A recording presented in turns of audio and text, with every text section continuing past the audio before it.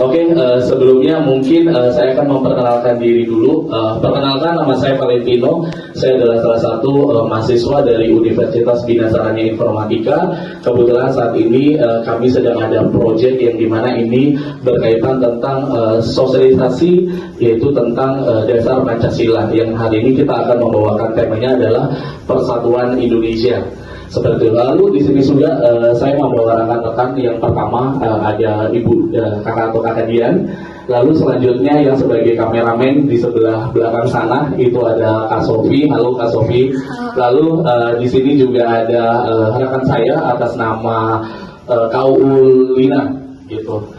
Lalu selanjutnya di sini ada Kak Tia gitu. Jadi di sini kami ada berlima untuk menyampaikan materi hari ini. Sebelumnya kami ucapkan terima kasih juga kepada teman-teman semuanya yang sudah hadir pada hari ini dan kami diberi kesempatan untuk menyampaikan materi hari ini. Kita bisa sebutkan dulu Pancasila pertama, kedua, ketiga, keempat, sama kelima. Oke, kita bareng-bareng ya buat Pancasila itu isinya apa aja sih sebenarnya. Oke, yang pertama mungkin bisa menyebutkan Pancasila pertama ada apa? Berbunyi seperti apa? Ketuhanan yang Maha Esa. Dua, yang ketiga Persatuan Indonesia. Yang keempat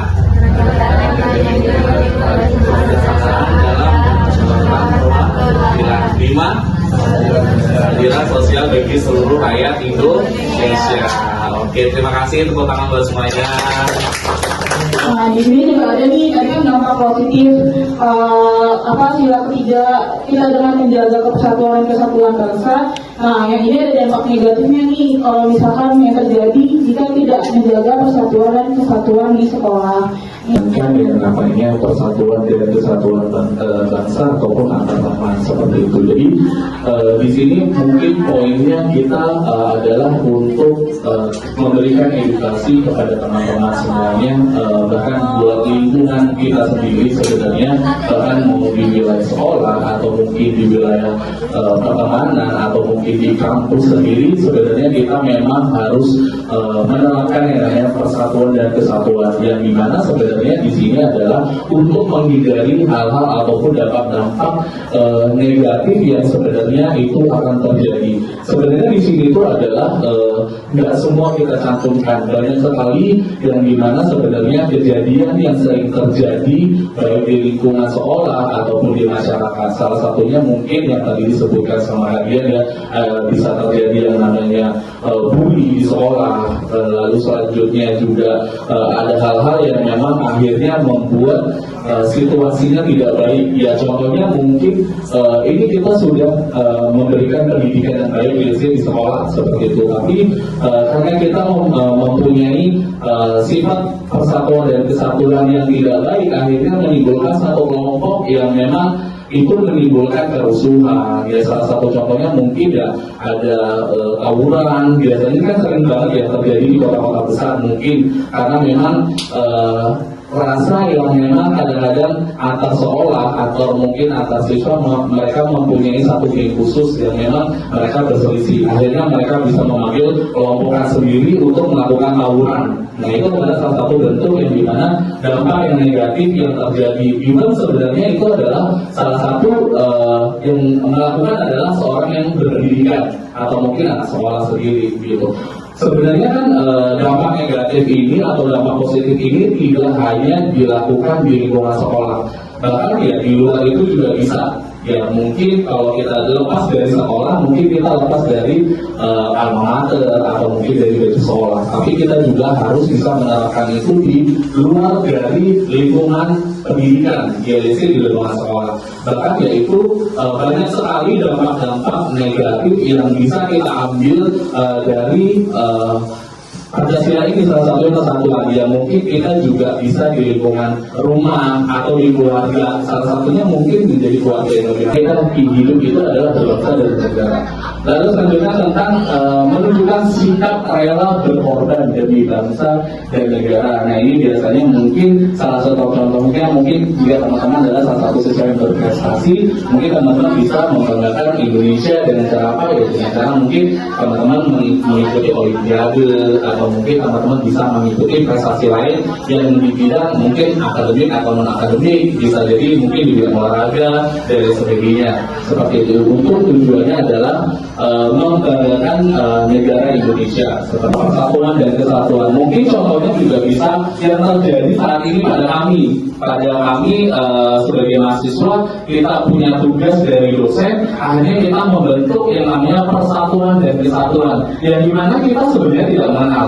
Bahkan saya tidak mengenal kakak Bian atau mungkin Kak Sofi dan sebagainya. Saya tidak mengenal, bahkan kita adalah salah satu mahasiswa baru, yang dimana kita dari berbagai daerah, kami dari Sumatera, ada yang dari Jawa, ada yang dari Aceh dan sebagainya. Akhirnya kami bertemu dalam satu komunitas yang dimana kita bertemu dalam satu kampus yang sama, dan kebetulan kami mempunyai tugas yang sama dan dibentuklah satu kelompok. Nah, itu adalah membentuklah sifat atau persatuan dan kesatuan bangsa itu.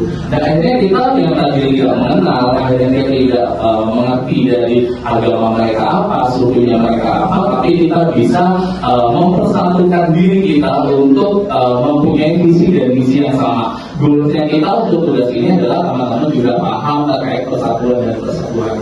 Pertama, nih, sila yang berbunyi Persatuan Indonesia memiliki simbol apa?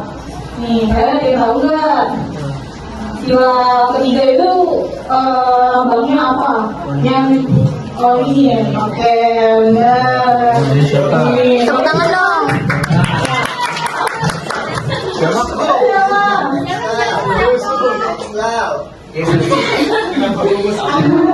Siapa yang jawab? Siapa yang jawab? Yusuf.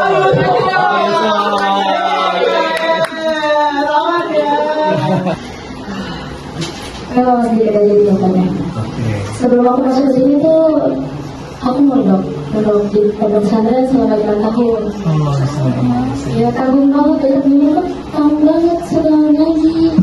Dan saya cuma bilang, ya gimana lagi kalau lihat dari ekonomi akal nggak mendukung. Di bicara sendiri juga nggak mau keluar, tapi kan apa sih suruhan orang tua buat keluar, ya udah sih harus nurut aja karena itu kemauan orang tua. Terus di pondok itu Chelsea nggak pernah belajar yang namanya kayak IPA, IPS, KN, MPK. Jadi kayak fokus ke agama. Setelah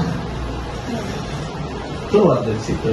ya keluar dari pondok pesantren itu Chelsea kayak, aduh ini orang pintar-pintar banget. Chelsea nggak tahu dunia luar. Chelsea cuma tahu kayak ini. Gimana supaya Chelsea itu bisa tahu sama semua pelajaran orang pelajari. Jadi